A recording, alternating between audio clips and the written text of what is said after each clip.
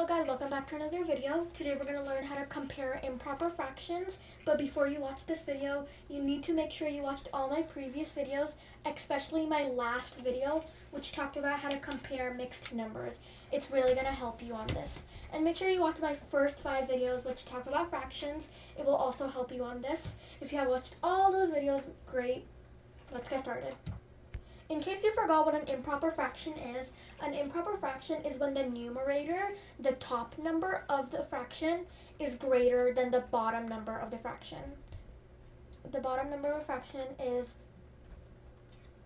called the denominator.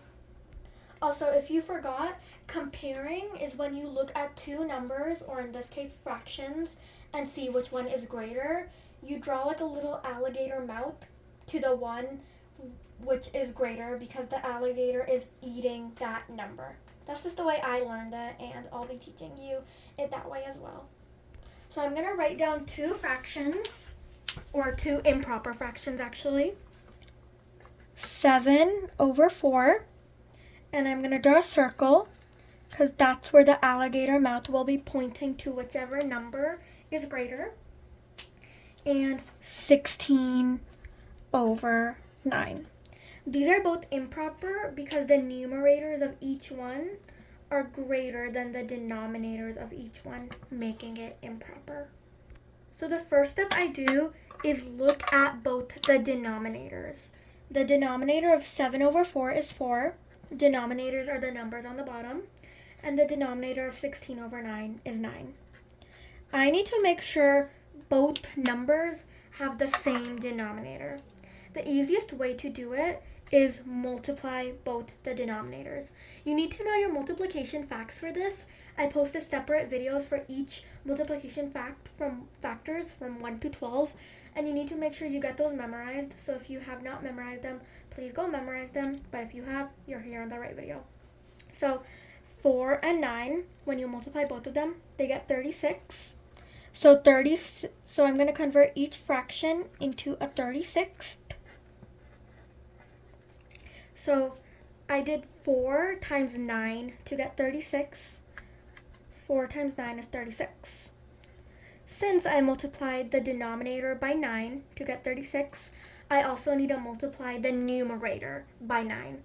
Whatever I did to the denominator, I have to do to the numerator. If I multiplied the denominator by 5, I would need to multiply the numerator by 5. But I need to multiply the numerator by 9 because I multiplied the denominator by 9. 7 times 9 is 63. Now we look at 16/9. From 9 to 36, I multiplied by 4 because 9 times 4 is 36. So I also need to multiply 16 by 4. 16 times 4 is 64. Now I just look at both of these fractions.